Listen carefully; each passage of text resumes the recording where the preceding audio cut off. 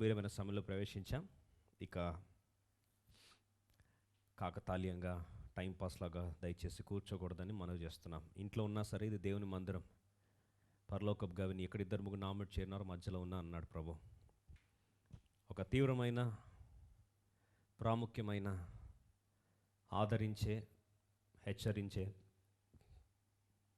మన ఆత్మీయ జీవితాలు కట్టే వాక్యాన్ని దేవుడు మనతో మాట్లాడాలని ఆశపడుచున్నాడు. దేవుని యొక్క వాక్యాన్ని మనం వినడానికి వెళ్ళక మునుపు దయచేసి ఎక్కడున్నా సరే తలలు వంచి కళ్ళు మూసుకుందాం. బాలుడైన సమయాలు ప్రార్థించిన రీతికి అయ్యా నీ దాసుడు ఆలకించున్నాడు, ఆజ్ఞ నిమ్ము. ఆత్మ సంఘంతో చెప్పుచున్న మాట చేయగలవాడు వినుగాక. ఈ సందర్భంలో తెరబడిన మనస్సుల మీద, దున్నబడిన భూమి, ఆత్మీయ భూమి మీద దేవుని యొక్క విత్తనం, జీవ విత్తనం నాటబడినట్లయితే అది నూరంతలు ఫలిస్తుంది. ఎవరి సమయం కూడా వృధా చేయడానికి వీలు లేదు. మనం లెక్క చెప్పాల్సిన వారము. దయచేసి జాగ్రత్తగా, ప్రార్థన పూర్వకంగా వాక్యాన్ని విందాం. నీ అక్కరేంటో ప్రభుకి చెప్పు, ప్రభు నీతో మాట్లాడతాడు. నీ ప్రశ్న ఏంటో ప్రభుకి చెప్పు, ప్రభు నీతో మాట్లాడతాడు. నీతో మాట్లాడలేనే ఆశపడుచున్నాడు ప్రభు. ప్రార్థన. ప్రేమల తండ్రి, ఈ సందర్భంలో ఆత్మ ప్రాణ తీర్థం మమ్మల్ని ఖాళీ చేసుకొనిచున్నాం తండ్రి. సకల విధమైన తండ్రి పరిశుద్ధాత్మ దేవుని ఆటంకపరిచే ప్రభా మరి ఆలోచనలు, తలంపులు, నీ యొక్క కార్యాన్ని అభ్యంతరపరిచే సకల విధమైన మస్టును మీ రక్తం చేత మీరే కడిగి శుద్ధీకరించి పవిత్రపరచమని కోరుచున్నాం. మమ్మల్ందరినీ ఇరువైపులా, యంత్రాంగాన్ని, వినేవారిని, ఇంటర్నెట్ని, ప్రభా మరి ఈ యొక్క ఎక్విప్మెంట్ అంతటినీ, ఆడియో విజువల్ సిస్టమ్ని, స్ట్రీమింగ్ సిస్టమ్ అంతటినీ రక్త ప్రోక్షణ తీసుకొస్తున్నాం. వారు చూడగా ఏసు తప్ప ఎవరు కనబడిన మాట నెరవేర్చిన రూపాంతరం దయచేయండి. బలమైన నీ వాక్యంను విడుదల చేయమని కోరుచున్నాం. మా హృదయాలు నీ వాక్యం చేత మండునట్లు సహాయపడమని కోరుచున్నాం. పరిశుద్ధాత్మ దేవా, మీరే మా బోధకుండాలను మరొకసారి ఆహ్వానిస్తున్నాం తండ్రి. నా మాటలు తొలగించండి, లయపరచండి. కేవలం ఈ మాటలు మాత్రం స్థిరపరచండి. నీ బిడ్డలు అక్కరేంటో మీకు తెలుసు ప్రభా. దయచేసి అక్కర చొప్పున మీరే మాట్లాడండి. ఆశగా ఎవరైతే ప్రార్థించి మాతో మాట్లాడయ్యా అని ఆశపడుచున్నారో ఎవరిని కూడా ఖాళీగా పంపించవలదని మనవి చేస్తూ, నీ ఉద్దేశంలో ఉన్న వారిని నిలవేసి ఆకర్షించమని, నిలుచుండు పరిచర్య, జీవార్థమైన పరిచర్యను మీరే స్థాపించమని మనందరినీ ఖాళీ చేసుకొనొచ్చు తండ్రి. సమయ హద్దుబాటుల్లో తండ్రి దయచేసి పరిశుద్ధాత్మదేవుని నడిపింపును కూడా మీరే మాకు దయచేయమని కోరుచు. ఆద్యంతం మీరే నాయకత్వం వహించమని ఆత్మ ప్రాంతీయత ఖాళీ చేసుకొనొచ్చు. పునరుద్ధానపు శక్తిని, పరిశుద్ధాత్మదేవుని యొక్క నడిపింపును తండ్రి, మరి ఆత్మ యొక్క అధికారమును మరి ఒకసారి రిలీజ్ ఆఫ్ స్పిరిట్ని కోరుచుండగా సహాయపడమని యేసునామములో ప్రార్థిస్తున్నాం తండ్రి. ఆమెన్.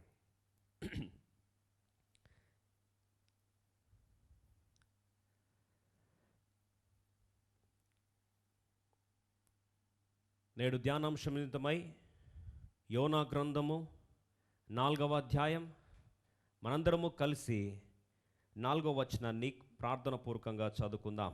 యోనా దీన్ని చూచి బహు చింతాక్రాంతుడై కోపగించుకొని, 4వ వచనం, అందుకు యెహోవా నీవు కోపించట న్యాయమా అని అడిగెను. ఎవరి మీద కోపం? 2వ వచనం, యెహోవా నేను నా దేశమందుండగా. ఇప్పుడు కోపం అంతా దేవుని మీద చూపిస్తున్నాడు. ఆవేశం కట్టలు తెంచుకొని హృదయ లోతులో నుండి పెళ్ళుబుకుతుంది. దేవునిపై తన ఆగ్రహాన్ని వ్యక్తపరచాలని ప్రయత్నిస్తున్నాడు. He's angry against God. నేడు చాలామంది వాక్యాన్ని వింటున్నవారు ఉన్నారు.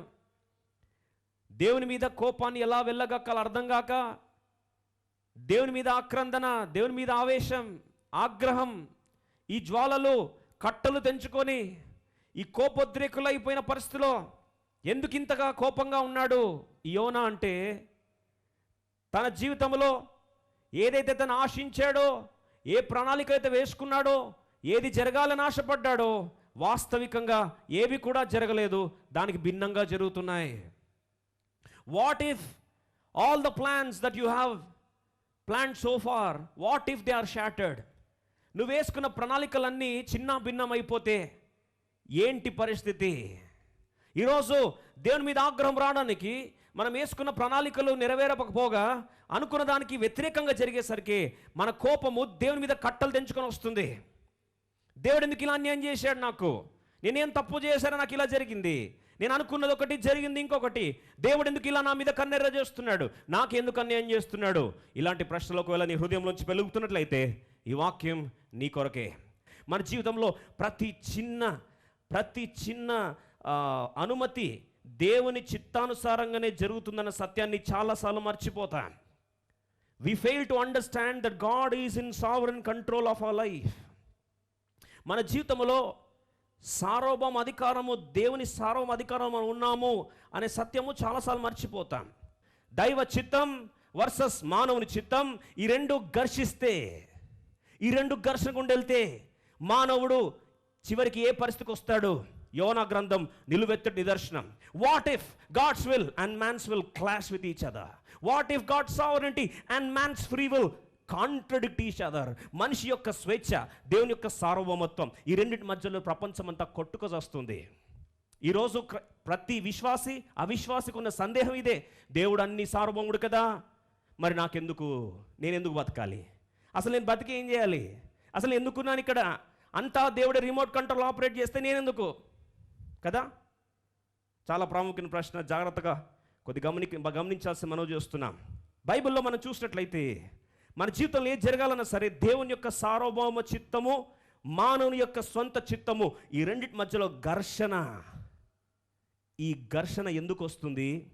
దేవుని సార్వభౌమత్వం ఎట్లాంటిది, ఇది కానీ తెలుసుకోకపోతే నువ్వు దేవుని మీద ఆగ్రహం చూపిస్తావు. అందుకొరకే ఒక ప్రాముఖ్యమైన సత్యాన్ని మీ ముందు జ్ఞాపకం చేయాలని ఆశపడుతున్నాను. మానవుడు శక్తిమంతుడు అని అనుకుంటే పొరపాటు. దేవుడు సర్వశక్తిమంతుడు, నిస్సందేహంగా నమ్మొచ్చు.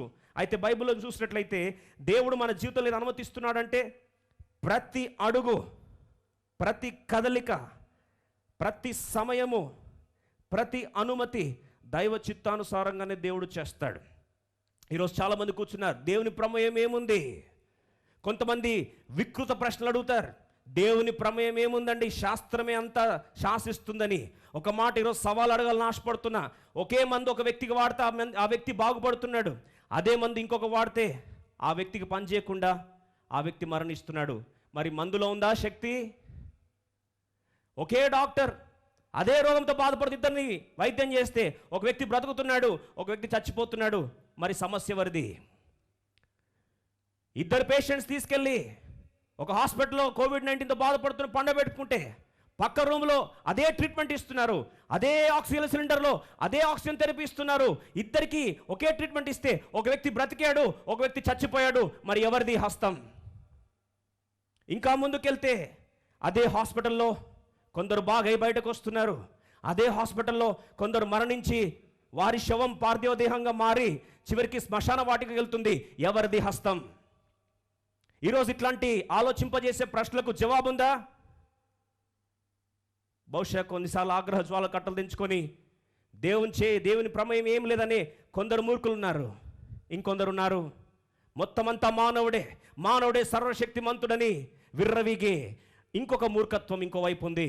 అయితే రెండింటిని సమ్మిళితం చేస్తే దైవ సార్వభౌమత్వం, మధ్యలోని మానవ స్వాతంత్రం, ఈ రెండు సమ్మిళితమైతే వచ్చే ఆ సమతుల్యతను అర్థం చేసుకోకపోతే వచ్చే అనర్థాలను నేటి దినం జ్ఞాపకం చేయాలని ఆశపడుతున్నాను. బైబిల్ ఒకసారి చూస్తే ఎప్పుడైతే నువ్వు దేవుని సార్వభౌమత్వాన్ని అపార్థం చేసుకుంటావో నీ జీవితంలో కలవరమే మిగులుతుంది. If you fail to understand the sovereign will of God, if you fail to understand the God's perfect control in your life, you will head towards trouble. చాలా మంది ఏమంటారంటే దేవునికి ఏముందండి సామర్థ్యం, దేవునికి ఏముందండి కంట్రోల్, దేవునికి ఏముందండి నా జీవితంలో చేసేది అని ఆలోచిస్తున్నావా? బైబిల్లో మనం గమనించినట్లయితే ఒక్కసారి ఆది అంతం యోనా గ్రంథంలో చూస్తాం. Jonah chapter 1 verse 1 and 2. యెహోవా వాక్కు ఎవరితో స్టార్ట్ అయింది? యెహోవా వాక్కుతో స్టార్ట్ అయింది. It began with the command of God. యెహోవా వాక్కు యోనాకు ప్రత్యక్షమై ఈలాగు సెలవిచ్చెను. It is not in the control of any human being. Book of Jonah began with the word of God. యోనా గ్రంథం దేంతో అంతమైంది? యోనా గ్రంథం 4వ అధ్యాయం 10, 9, 10, 11 వచనాలు. అందుకు యెహోవా, చివరికి దేవుని వాక్కుతోనే యోనా గ్రంథం అంతమైంది. ఒక మాటలో నీ ఆరంభం నీ అంతం ఎవరి చేతిలో ఉంది? దేవుని చేతిలో ఉంది.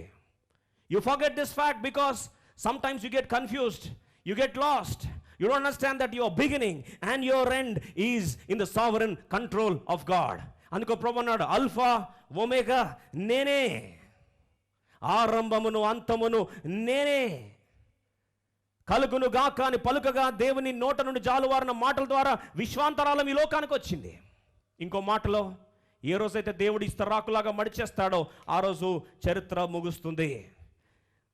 జీవవాయువుగా నరుడు జీవాత్మయుడు లోకానికి పంపించినప్పుడు నిన్ను పంపించిన పరిచయం చేసిన తారీఖు, నరలారా తిరిగి రండి అన్నప్పుడు నువ్వు తిరిగి వచ్చేస్తావు.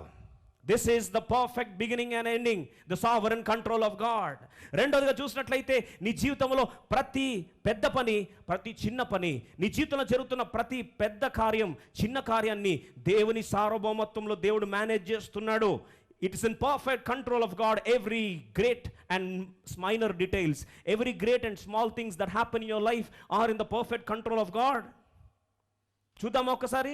నువ్వు అనుకుంటున్నావేమో దేవుని ఆధీనం లేకుండా అంతా నేను బతికేస్తున్నానని. ఒక మాట చెప్పాలని ఆశపడుతున్నాను. నువ్వు నాస్తికుడు అయినా, నువ్వు దేవుని నమ్మకపోయినా, నీ జీవితంలో ప్రతి ఒక్కటి అనుమతించేది దేవుడే.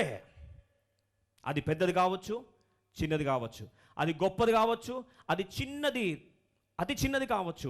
బైబిల్లో చూస్తే ఒక యోనా గ్రంథం 1వ అధ్యాయం 4వ వచనం చూస్తాం. గొప్ప గొప్ప మొదటి పరిచయం చేస్తాను, తర్వాత చిన్నవి పరిచయం చేస్తాను. బైబిల్లో యోనా గ్రంథంలో ఎంత అద్భుతంగా రాస్తుందో చూడండి. Book of Zona chapter 1 verse 4, will read all together. అయితే యెహోవా సముద్రం మీద పెద్ద గాలి పుట్టింపగా. బాగా అర్థం చేసుకోండి. దేవుడు మానవునికి సొంత చిత్తం ఇచ్చాడు. యోనా, నువ్వు నినివేకి వెళ్ళి సువార్త ప్రకటించు. యోనా సొంత చిత్తం తీసుకున్నాడు, నేను తర్షీషుకు పోతానని బయలుదేరాడు. సార్వభౌమత్వం ఒకవైపు ఉంది, సార్వభౌమత్వంలో నినివేకి వెళ్ళని చెప్పాడు. యోనా సొంత చిత్తంలో తర్షీషుకు బయలుదేరాడు. ఇప్పుడు ఆలోచించండి, దేవుడు యోనా జీవితంలో అనుమతించిన ప్రతి ఒక్క సంఘటన, అది గొప్పది కావచ్చు, అది చిన్నది కావచ్చు, దేవుడు ఎలా తన నియంత్రణలో పెట్టుకున్నాడో ఒక్కసారి ఆలోచించండి. మొదటి మాట యోనా 1:4. మొదటిగా విశ్వాంతరాళములో మానవుడు సొంత చిత్తంలో పోతున్నప్పుడు దేవుడు 4వ వచనం, అయితే యెహోవా సముద్రం మీద పెద్ద గాలి పుట్టింపగా సముద్రమందు. రెండవది గొప్ప తుఫాను. పెద్ద గాలి, పెద్దదాన్ని గలిచాడండి. రెండవది గొప్ప తుఫాను రేగి ఓడ బద్దలైపోవు గతి పట్టింది. ఓడలు బద్దలైపోతున్నాయి. పెద్ద తుఫాను, రెండవది గొప్ప తుఫాను, పెద్ద గాలి, పెద్ద పెద్దవి కదిలిస్తున్నాడు దేవుడు. 12వ వచనంకి వస్తాం. యోనా గ్రంథం 1వ అధ్యాయం 12వ వచనం. నన్ను బట్టియే ఈ గొప్ప తుఫాను మీ మీదకి వచ్చినని నాకు తెలిసినది. యోనాకు తెలుసు ఇది దేవుని సార్వభౌమత్వంలోనే గొప్ప తుఫాను వచ్చింది. నంబర్ 1 పెద్ద గాలి, గొప్ప తుఫాను. ఇప్పుడు దేవుడు తన సార్వభౌమ అధికారంలో ఏమేమి గొప్ప గొప్ప పనులు చేస్తున్నాడో అన్నీ తన నియంత్రణలు ఎలా ఉందో ఒక్కసారి చూస్తాం. ముందుకెళ్దాం. యోనా గ్రంథం 1వ అధ్యాయం 17వ వచనం. గొప్ప మత్స్యము, చూడండి, గొప్ప తుఫాను, గొప్ప గాలి, గొప్ప మత్స్యము, పెద్ద వాటిని కూడా కదిలిస్తాడు దేవుడు నీ జీవితంలో తన సార్వభౌమత్వాన్ని నిరూపించుకోవడానికి.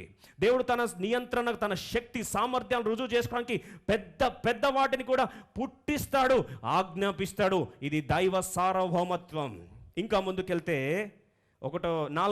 యోనా గ్రంథం 4వ అధ్యాయం 8వ వచనం చూద్దాం. యోనా గ్రంథం 4వ అధ్యాయం 8వ వచనం అందరం కలిసి చదువుదాం. మరియు ఎండకాయగా దేవుడు వేడిమి గల తూర్పు గాలిని రప్పించెను. యోన తలకు ఎండ దెబ్బ తగలగా అతడు సొమ్మసిల్లి బ్రతుకుట కంటే చచ్చునకు మేలని. ఇంగ్లీష్ రాస్తుంది వెహమెంట్ ఈస్ట్ విండ్, అంటే ప్రచండమైన తూర్పు గాలి. తిరిగి గొప్ప గాలిని దేవుడు పుట్టించాడు. యోనా గ్రంథము 4వ అధ్యాయం ఒక్కసారి మనం చూసినట్లయితే ఆ యొక్క 8వ వచనం మనమందరం కలిసి చదువుకుందాం. ఇప్పుడు పెద్దవి వాడిన దేవుడు ఇప్పుడు యోనా గ్రంథము 1వ అధ్యాయము 7వ వచనం చూస్తాం. రండి, యోనా గ్రంథము 1వ అధ్యాయము 7వ వచనం జాగ్రత్తగా వినండి. అంతలో ఓడవారు ఎవరిని బట్టి ఇంత కీడు మనకు సంభవించినది తెలియటకై మనము చీట్లు వేతము రండని ఒకరితో ఒకరు చెప్పుకొని చీట్లు వేయగా చీటి యోనా మీదికి వచ్చెను. ఇప్పుడు చీటి ఎంత ఉంటుందండి? గొప్ప తుఫాను ముందు చీటి ఎంత? చిన్నగా కనిపిస్తుంది కదా. ఎంతమంది ప్యాసింజర్స్ ఉంటారో ఈ ప్యాసింజర్ ఓడలో అప్రాక్సిమేట్గా అనుకుందాం ఒక 100 మంది వెళ్తున్నారు అనుకుందాం. ఈ 100 మంది చీట్లు వేస్తే చిన్న చిన్న చిన్న చిన్న చిన్న పేర్లు రాసేస్తే ఆ చిన్న చీటి తీసి ఆ చిన్న చీటి మీద చిన్న పేరు యోనా 2 అక్షరాలు అది రాస్తే ఆ చిన్న చీటి ఇంతగా కదిలిచ్చి కదిలిచ్చి కదిలిచ్చి కదిలిచ్చి వేస్తే తీస్తే చివరికి ఏ చీటి వచ్చిందండి? యోనా చీటి వచ్చింది. ఇప్పుడు చెప్పండి, సార్వభౌమత్వంలో పెద్దవే కాదు, చిన్న చీటి కూడా దేవుని సార్వభౌమత్వంలో ఉంది. ఇంకా ముందుకెళ్తే బైబిల్లో యోనాని కీడుకు అప్పగించిన దేవుడే, తీసుకెళ్ళి సముద్రంలో పడవేసింది దేవుడే, పడేయమని తనంతట తను ఒప్పుకొని చేసింది దేవుడే. చివరికి ఆ దాంట్లో పడబోతున్నప్పుడు యోనాన్ని పట్టుకోవడానికి తిమింగలాన్ని పంపించింది కూడా దేవుడే. మరి అట్లాంటిది ఒక మత్స్యము, దానికి ట్రైనింగ్ లేదు, ఫీల్డింగ్ క్యాప్టెన్ లేడు, కోచ్ లేడు. ఆ యొక్క మత్స్యానికి దేవుడు ఆర్డర్ చేశాడు, పలాని టైంకి యోనాని తీసి బయట పారేస్తారు. ఆ పైనుంచి పడుతున్నప్పుడు ఆ force mass into acceleration calculate చేసుకొని, ఓ మత్స్యమా నువ్వు కరెక్ట్ టైంకి వెళ్ళాలి, కరెక్ట్ టైంలో క్యాచ్ పట్టాలి. ఆ క్యాచ్ పడుతున్నప్పుడు కూడా యోనాకి ఏది కూడా దంతము తాకొద్దు, లోపల తీసుకెళ్ళి భద్రపరచాలి, డైజెషన్ కాకుండా ఆపుకోవాలి, 3 రోజులు భద్రపరచాలి. అంటే నానా కష్టాలు పడుతూ ఆ యొక్క మత్స్యము ఎన్ని సమస్యలు గుండా వెళ్ళింది, కానీ డైజెషన్ మొత్తం స్టక్ అయిపోయింది. God can order anything. మత్స్యం వచ్చి యోనాను మింగింది అంటే నమ్మడానికి మీకు కష్టం అంటున్నారు కదా, కానీ బైబిల్ ఒకవేళ యోనా పోయి అంత పెద్ద మత్స్యాన్ని మింగాడని రాస్తుంటే అది కూడా నేను నమ్ముతానన్నాడు.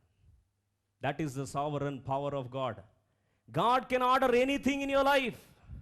God can time anything in your life. God can begin and end anything in your life. Timing చూసారండి, ఎలా మ్యాచ్ అవ్వాలో ఎగ్జాక్ట్గా సెకండ్స్తో పాటు టైమింగ్ని సెట్ చేసిన దేవుడు ఈరోజు నీ జీవితంలో ఏది ఎప్పుడు ఎలా జరగాలో ఎక్కడ జరగాలో అంతటిని నియమించి ఉన్నాడు. ప్రతి దానికి సమయమును నియమించిన దేవుని సార్వభౌమత్వానికి మించి ఒక్క సెకండ్ కూడా నువ్వు ముందుకు తీసుకెళ్ళలేవు, ఒక్క సెకండ్ కూడా తర్వాత తీసుకెళ్ళలేవు. యోనా జీవితంలో కీడు అనుమతించిన దేవుడే, ఆ యోనాని కాపాడడానికి అనుమతించిన దేవుడే. అందుకొరకే ఆఖరిగా చూస్తే ఎఫెసీ 1:11 చూస్తాం. ఎఫెసీ 1:11 చివరికి ఈ రెండింటి మధ్యలో నిలిచేది ఏది? దైవ సార్వభౌమత్వం, మానవుని స్వాతంత్రం.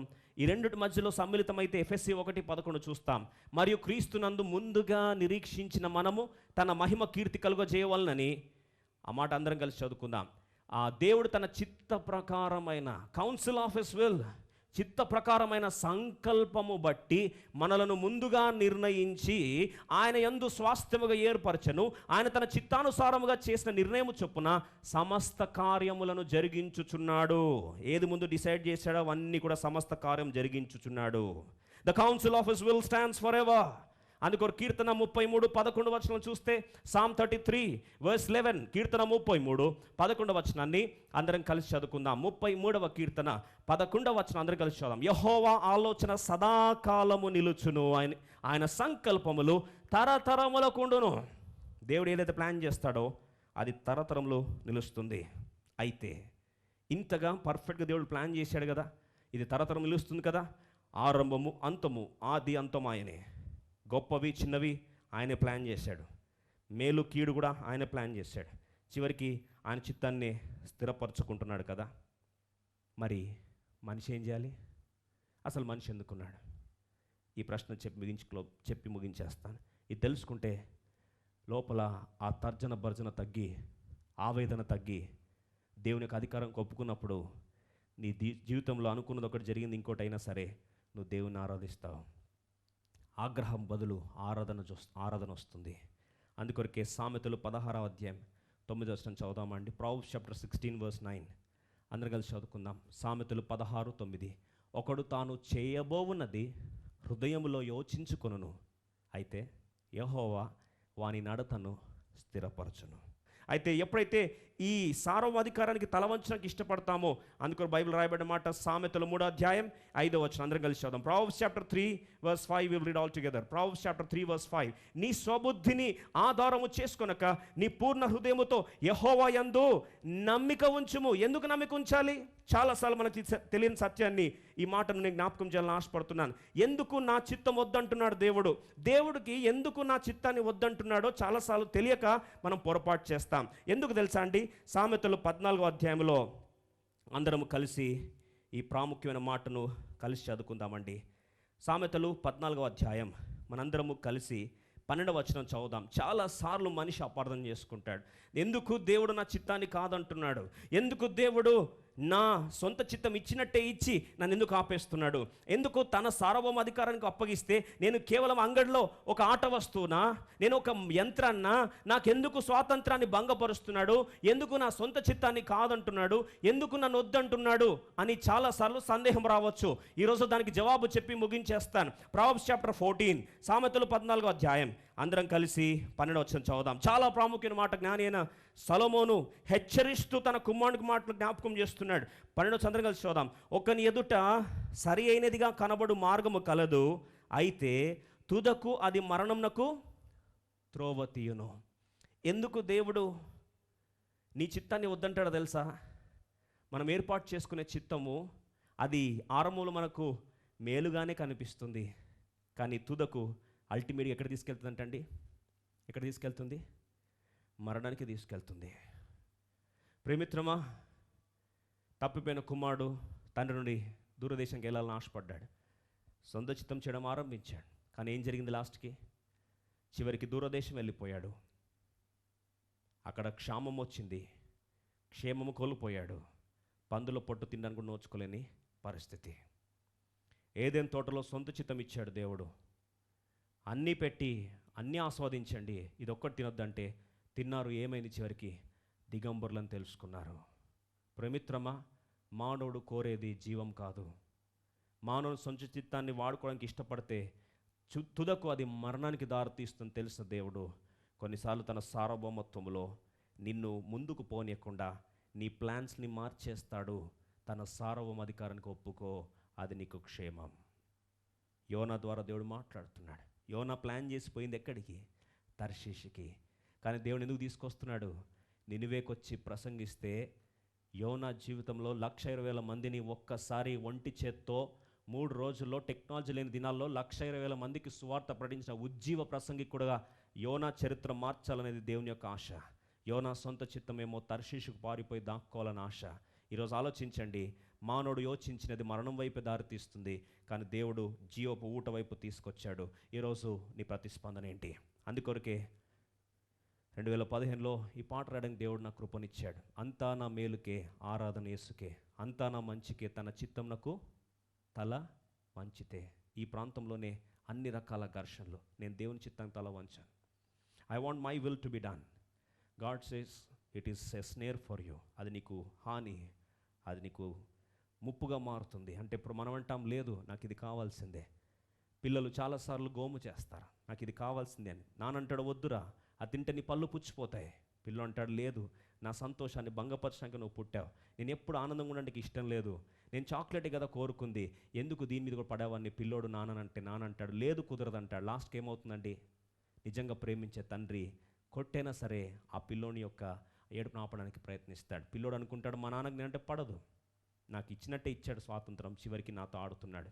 ఈరోజు బహుశా మనకందరికీ సుపరిచితమైన మాటే, దేవుడు ఆడే చదరంగంలో చివరికి నేను ఒక పావును అయిపోయాను అంటున్నావా? పావు కాదు దేవుడు కోరేది. నీ జీవితంలో తన సార్వభౌమ చిత్తంలో నీకు జీవితంలో మేలైంది చేయాలని, జీవపు ఊట వైపు నడిపించాలని దేవుడు ఆశపడుతున్నాడు. ఆ ప్రక్రియలో దేవుని చిత్తానికి తల వంచడానికి సిద్ధమేనా? యోనా తీసుకెళ్ళి చేప కడుపులో వేస్తే అక్కడ వచ్చిందండి దేవుని సార్వభౌమత్వాన్ని జ్ఞాపకం చేసుకున్నాడు. ఏమంటున్నాడు చూడండి, యోనా గ్రంథము 2వ అధ్యాయం 3వ వచనం. అక్కడ గుర్తొచ్చింది, కానీ సమస్య నుంచి బయటకు వచ్చేసరికి స్టోరీ అంతా మారిపోయింది. ఇదే మనకు కూడా అంటారు కదండి తెలుగులో సామెతంగా, కుక్కతో ఒక ఎలా ఉంటుందటండి, వంకరగా ఉంటుందంట. ఎందుకంటే కట్టినంత వరకు బాగానే ఉంటుంది, కర్ర కట్టేసినంత వరకు బాగుంటుంది, తర్వాత వదిలేస్తే ఏమవుతుందంటే మళ్ళీ వంకర అవుతుంది కదా. సార్వభౌమ చిత్తాన్ని కూడా ఇదే పరిస్థితి. యోనా గ్రంథము 2వ అధ్యాయం 3వ వచనం చూస్తాం. ఇప్పుడు లోపలేసి ఆ చేప కడుపులో బాగా తోముతున్నప్పుడు ఆ వాసనలు, యాసిడ్స్ రిలీజ్ అయ్యి ఆ యొక్క మరణ పాశములు నన్ను చుట్టుకొని ఉన్నవి అని అట్లాంటి కీర్తనలు వస్తున్న సమయంలో దైవ చిత్తానికి, సార్వభౌమ చిత్తానికి ఎలా తల వంచాడు చూద్దాం. నీవు నన్ను అగాధమైన సముద్ర గర్భంలో పడవేసున్నావు, నువ్వయ్యా నన్ను పడేసింది. దైవ చిత్తాన్ని ఒప్పుకుంటున్నాడా? ప్రవాహములు నన్ను చుట్టుకొని ఉన్నవి. ఇక్కడ మంచి మాట రాశాడు, నీ తరంగములంట. అంతవరకు సముద్రాలు ఓడ అంత ఈనదనుకున్నాడు. ఇప్పుడు ఏమంటున్నాడు? నీ తరంగములయ్యా, అంటే తరంగాలు కూడా నీయే. నెక్స్ట్ మాట చూడండి, నీ కురుళ్ళు, వేవ్స్ కూడా నీయే ప్రవ్వా, నన్ను కప్పి ఉన్నవి, నా చంత నీవే ప్రవ్వా. తర్వాత 3వ వచనం అంటే తర్వాత చూడండి 6వ వచనం చూడండి ఏమని రాస్తుందో. 6వ వచనం అంటాడు, నేను మరెన్నటికి నీ ఎక్కి రాకుండా భూమి గడియలు వేయబడి ఉన్నవి, పర్వతముల పునాదుల్లోనికి నేను దిగున్నాను. నా దేవ యెహోవా, నీవు నా ప్రాణము కూపములో నుండి పైకి రప్పించున్నావు, నువ్వే పైకి తీసుకొస్తున్నావు ప్రభు, అంతా నువ్వే ప్రభు, అంతా నువ్వే ప్రభు అన్నాడా? అది చేప కడుపులో ఉన్నంత వరకే. ఒక్కసారి బయటకు వచ్చి పరిచర్య చేశాడు, 1,20,000 మంది మారుమనసు పొందారు, గొప్ప ఉద్యోగం వచ్చింది. వెంటనే అంటాడు, ఇంకెందుకు నేను బ్రతికేది, నాకు నీ మీద కోపం ఉంది, నువ్వు చొర చెట్టు పుట్టించావు, మళ్ళీ దాన్ని చంపేశావు, ఇంత నా మీద ఎందుకు కక్ష సాధిస్తున్నావు అని చెప్పి దైవ చిత్తాన్ని మరీ ప్రశ్నించడానికి వెళ్ళిపోయాడు. ఈరోజు ఇంకెన్ని రోజులు ఈ యొక్క జూదము, ఇంకో మాటలు ఎన్ని రోజులు ఈ ఆట. ఒకరోజేమో ప్రవ్వా నువ్వు ఏం చెప్తా చేస్తావు ప్రవ్వా అంటావు, తర్వాత అంటావు ఇంకా నాదేం లేదా. ఈ రెండింటి మధ్యలో ఘర్షణలో సెల్ఫ్ విల్కి గాడ్స్ విల్కి ఈ ఘర్షణలో బెస్ట్ మెడిసిన్ ప్రభు ఏమంటారు తెలుసా అండి? అందుకో ప్రభు అంటున్న మాట ఏంటంటే, సజీవ యాగముగా ప్రభువుకు సమర్పించుకోవడానికి ఇష్టపడినట్లయితే చూడండి రోమా 12వ అధ్యాయం ఈ మాట చదువుకొని ముగించేస్తాం. Romans chapter 12. నిజంగా దేవుడు మన నుంచి ఆశించేది అందుకొరకు దానికంటే ముందు ఒక సత్యాన్ని 115వ కీర్తన 3వ వచనంలో ఒక్కసారి చూసుకుందాం. దేవుడు మన నుంచి కోరేది ఏంటండి? 115వ కీర్తన 3వ వచనం, మా దేవుడు ఆకాశమందున్నాడు, తనకిచ్చ వచ్చినట్లుగా సమస్తమును ఆయన చేయించున్నాడు. God wants to please himself. ఇంకా ముందుకెళ్తే ఇర్మియా 10వ అధ్యాయం 23వ వచనం చూస్తాం. Jeremiah chapter 10 verse 23, book of Jeremiah chapter 10 verse 23. అందరం కలిసి ఒకసారి చదువుదాం. యెహోవా తమ మార్గము నేర్పరచుకొనుటకు నరుల వశంలో లేదనియు, మనుషులు తమ ప్రవర్తన యందు సన్మార్గమున ప్రవర్తించుట వారి వశంలో లేదనియు నేను ఎరుగుదును. మనిషి చేతిలో లేదంట, దేవుని చేతిలో వశమంతా దేవుని కంట్రోల్లో ఉంది. ఎందుకంటే ఆయనకి ఇచ్చవచ్చినట్లు చేస్తున్నప్పుడు మనకి ఏది మేలైందో మనల్ని తయారు చేసిన సృష్టికర్తకు తెలుసు. And that is the best and that is the safest and that will lead you to life. లేదంటే మనిషి తాను చేయనది యోచించును, కానీ అది తుదకు ఎక్కడ తీసుకెళ్తుంది? మరణం దారితీస్తుంది.